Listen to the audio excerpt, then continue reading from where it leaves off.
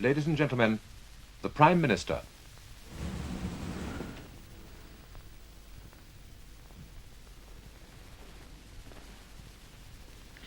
The disastrous military events which have happened in France during the last fortnight have not come to me with any sense of surprise.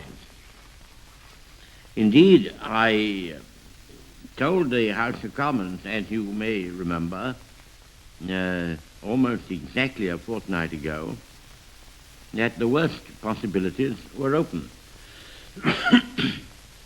And I made it perfectly clear that whatever happened in France would make no difference to the resolve of Britain and the British Empire to fight on. As I then said, if necessary for years, if necessary alone. During the last few days, we have successfully brought off the great majority of the troops we had on the lines of communication in France. And 7/8 of all the troops we have sent to France since the beginning of the war, that is to say about 350,000 out of 400,000 men, are safely back in this country. Others are still fighting with the French.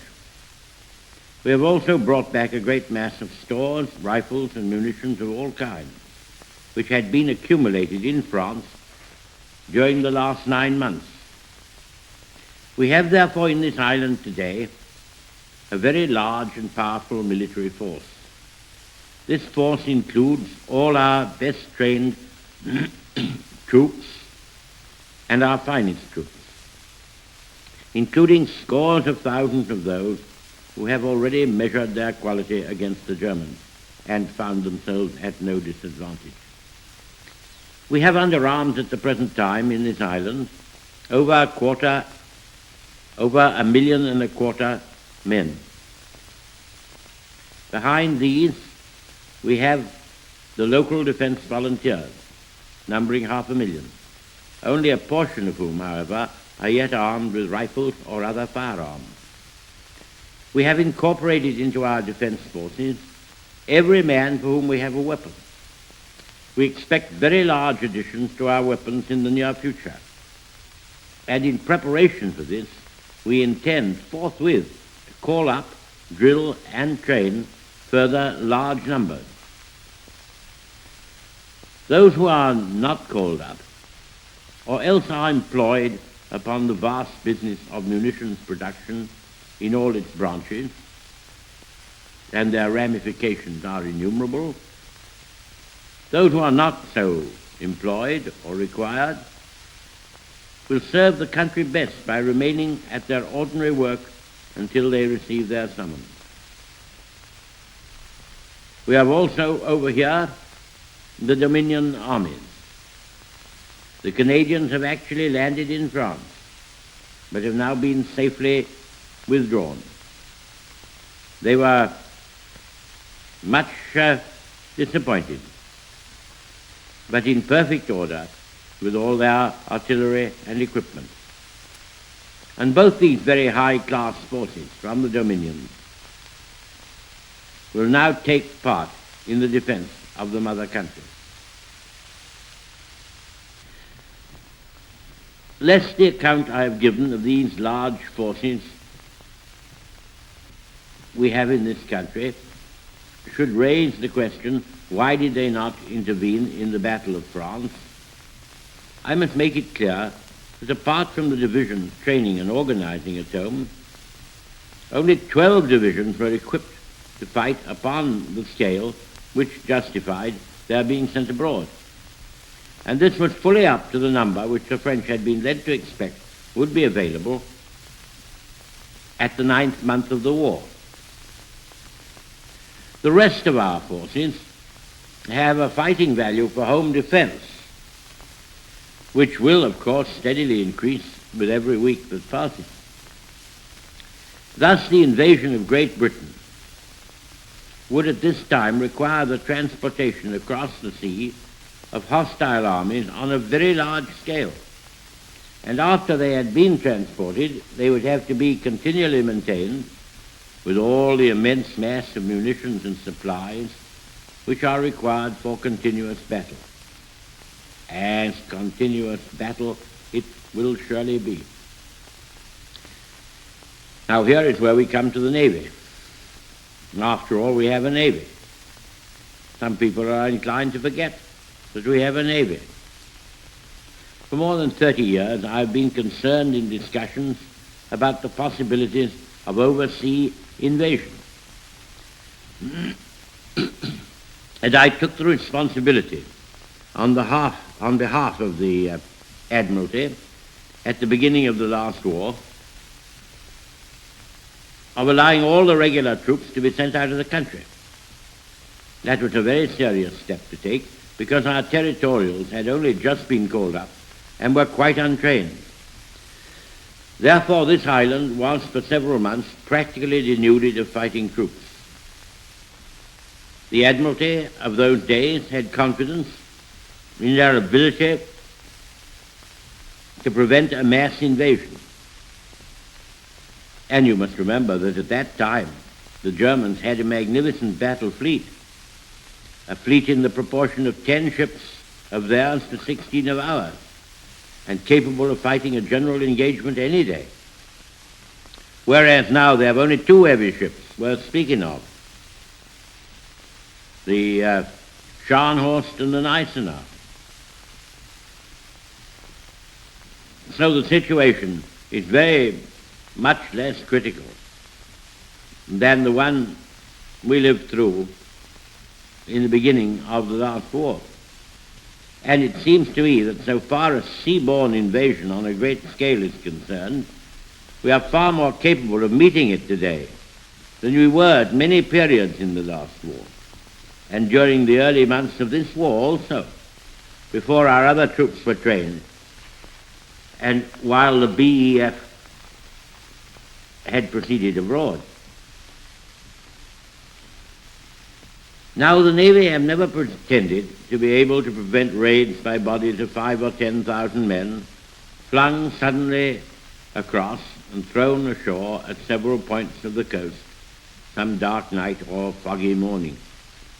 The efficacy of sea power, and especially under modern conditions, depends upon the invading force being of a large size, so that the Navy have something they can find and meet, and as it were, something they can bite on.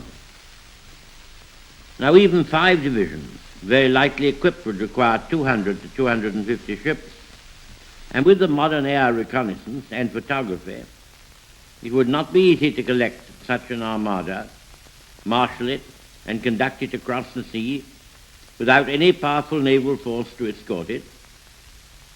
And there would be very great possibilities, to put it mildly, that this armada would be intercepted long before it reached the coast, and all the men drowned in the sea, or at the worst, blown to pieces with their equipment while they were trying to land. We have also a great system of minefields, recently strongly reinforced, through which we alone know the channels.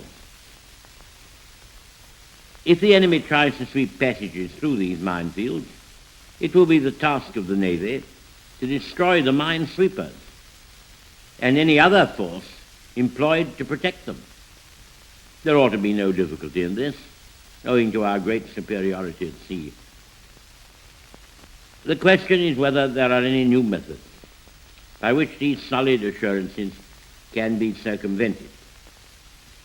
Odd as it may seem, some attention has been given to this by the Admiralty, whose prime duty and responsibility it is to destroy any large seaborne expedition before it reaches, or at the moment it reaches, these shores. It wouldn't be a good thing for me to go into details of this.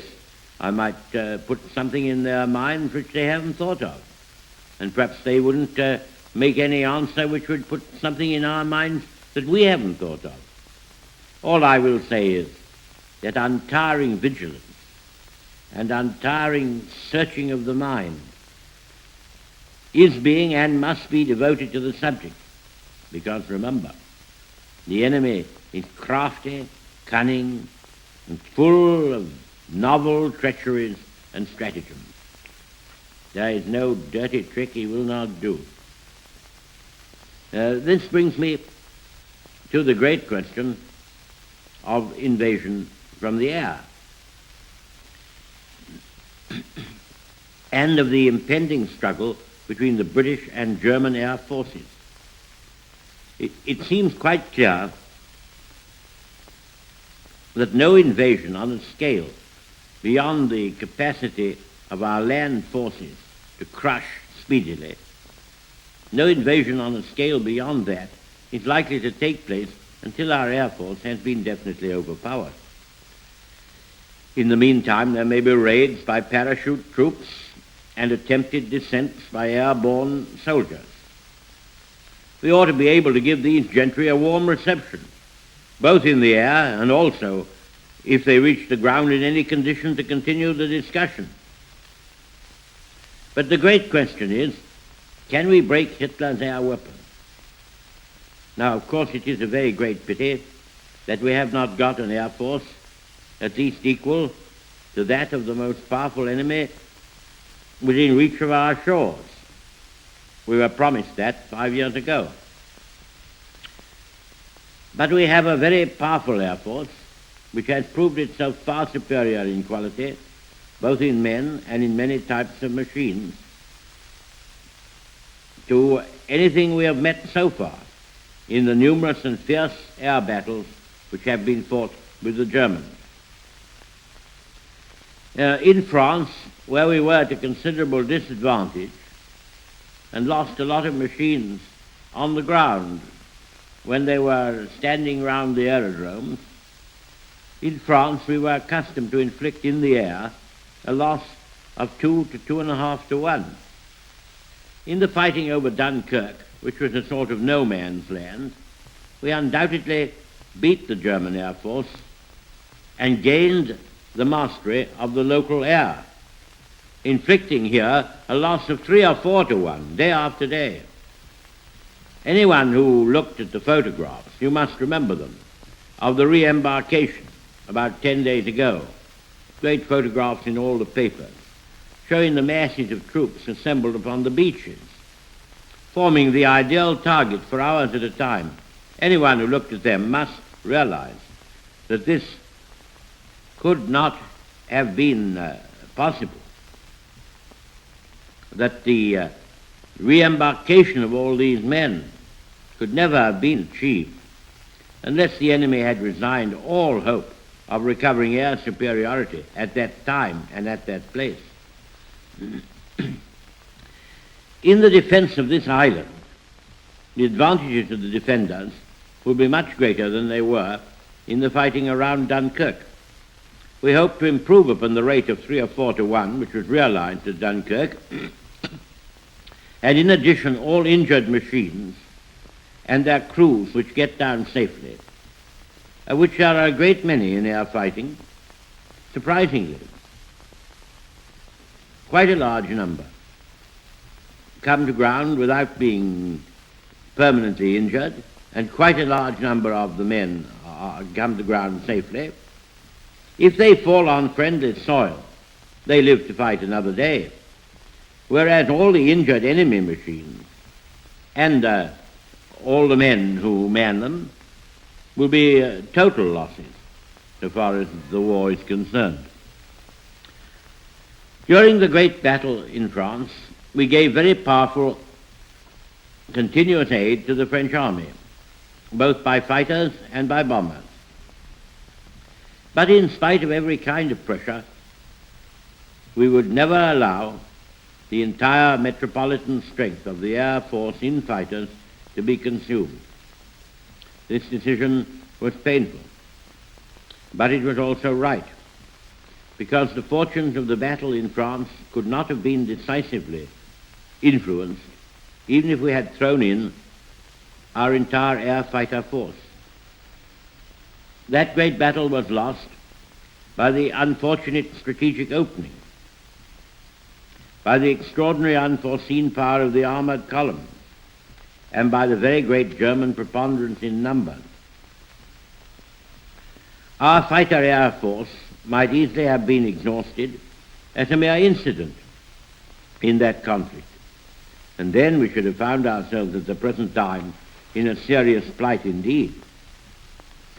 As it is, I am happy to inform you that our fighter air strength is stronger at the present time relatively to the Germans, who have suffered terrible losses, than it has ever been.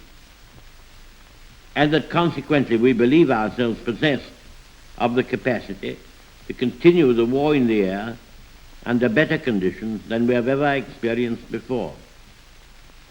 I look forward confidently to the exploits of our fighter pilots, these splendid men, this brilliant youth, who will have the glory of saving their native land, their island home, and all they love from the most deadly of all attacks.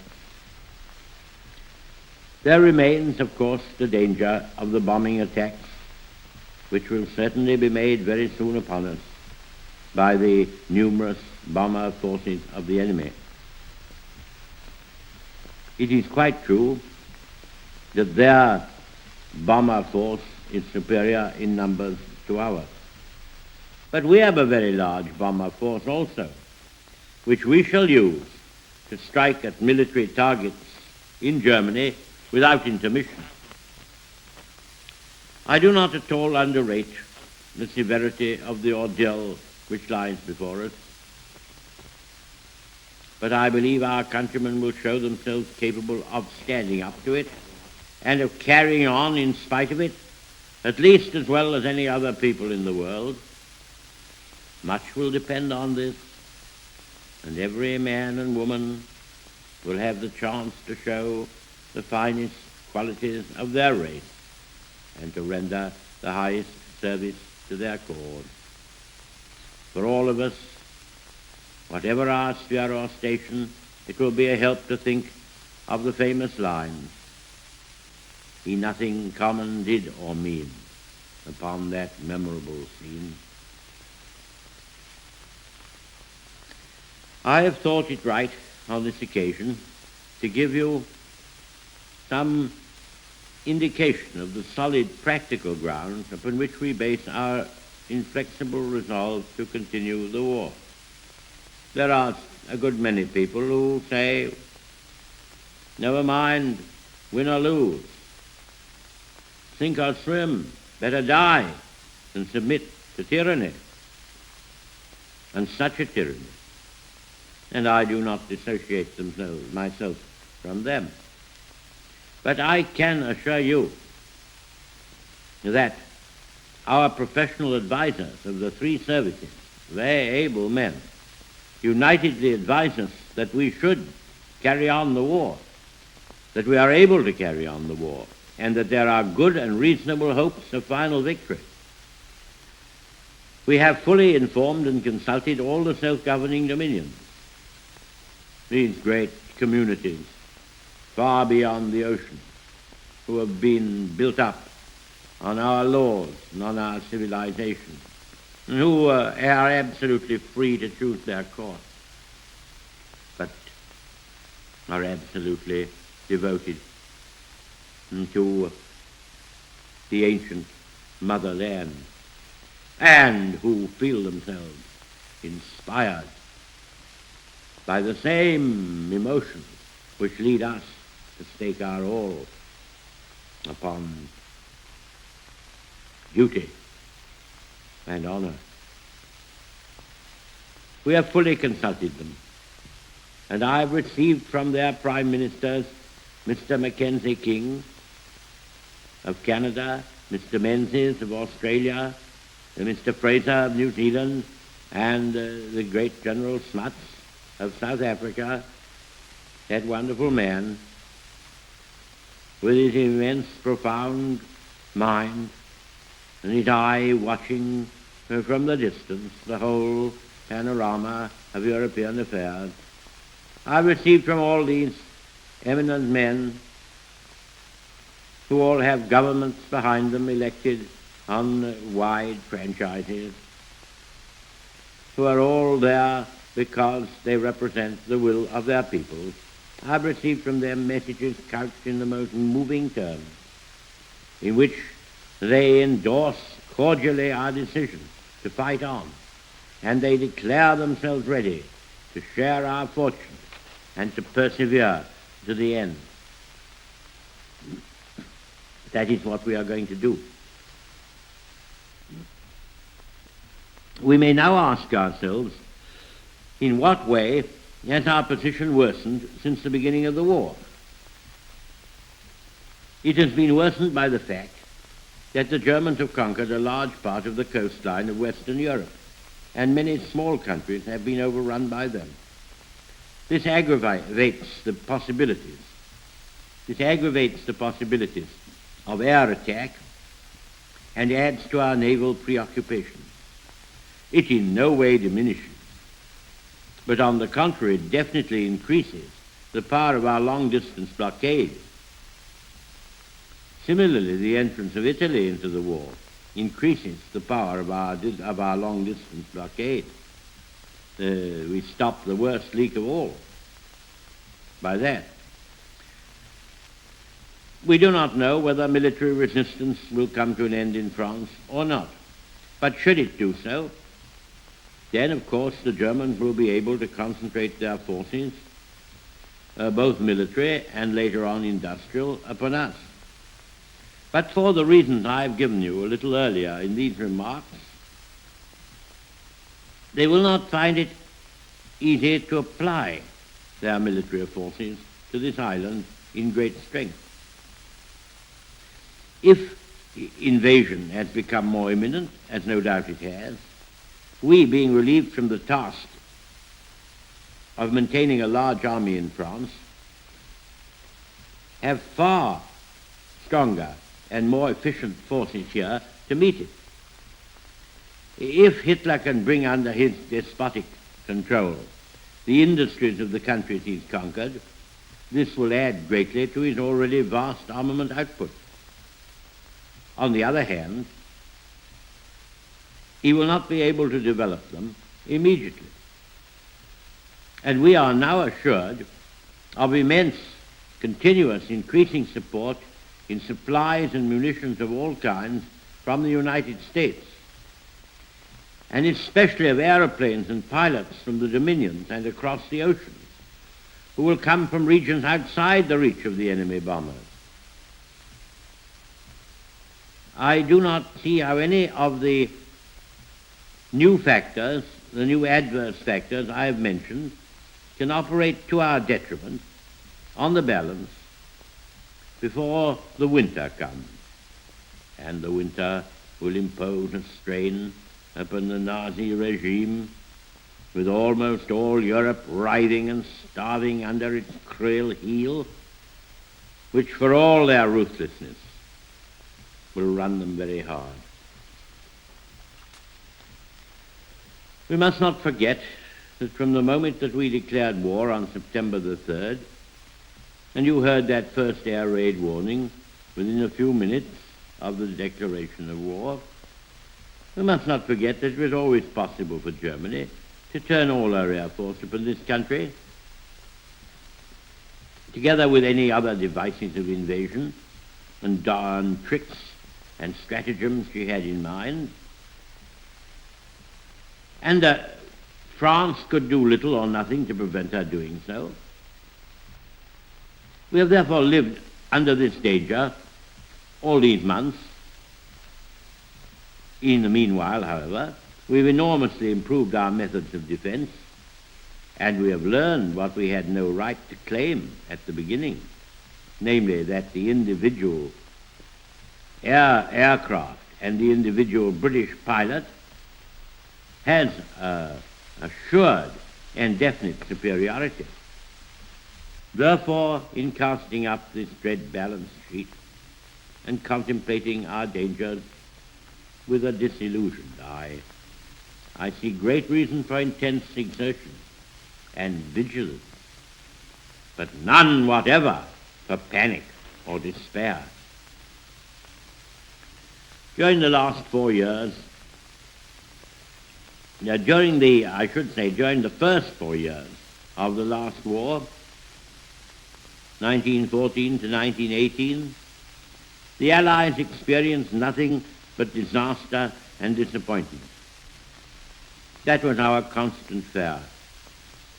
One blow after another, and terrible losses, and frightful dangers, and everything miscarried. And yet, at the end of those 4 years, the morale of the Allies was higher than that of the Germans, who had moved from one aggressive triumph to another, and who stood everywhere triumphant invaders of the lands into which they had broken. During that war, we repeatedly asked ourselves this question: how are we going to win? And I do not remember that anyone was ever able to answer it with much precision until at the end, quite suddenly and unexpectedly, our terrible foe collapsed before us, and we were so gorged and glutted with victory that in our folly we threw it all away. We do not know yet what will happen in France, or whether the French resistance will be prolonged, both in France and in the French Empire overseas, or whether it will only be prolonged in the French Empire overseas. The French government will be throwing away great opportunities and casting adrift their future if they do not continue the war in accordance with their treaty obligations, from which we have not felt able to release them. I dare say you saw in the newspapers this morning the historic declaration in which, at the desire of many Frenchmen and of our own hearts, we have proclaimed our willingness at this darkest hour in French history to conclude a union of common citizenship in this struggle. However matters may go in France, or with the French government, or other French governments, we in this island and in the British Empire will never lose our sense of comradeship with the French people. If we are now called upon to endure what they have been suffering, we shall emulate their courage, and if final victory rewards our toils, they shall share the gain. Aye, more, freedom shall be restored to all. We abate nothing of our just demands. Not one jot or tittle do we recede. Czechs, Poles, Norwegians, Dutch, and Belgians who have joined the causes with our own, all these shall be restored. What General Weygand has called the Battle of France is over. The Battle of Britain is about to begin. Upon this battle depends the survival of Christian civilization. Upon it depends our own British life and the long continuity of our institutions and our empire. The whole fury and might of the enemy must very soon be turned on us. Hitler knows that he will have to break us in this island or lose the war. If we can stand up to him, all Europe may be freed, and the life of the world may move forward into broad, sunlit upland. But if we fail, then the whole world, including the United States, including all that we have known and cared for, will sink into the abyss of a new dark age, made more sinister and perhaps more protracted by the lights of perverted science. Let us therefore brace ourselves to our duty, and so bear ourselves that if the British Empire and its commonwealths last for 1,000 years, men will still say, this was their finest hour.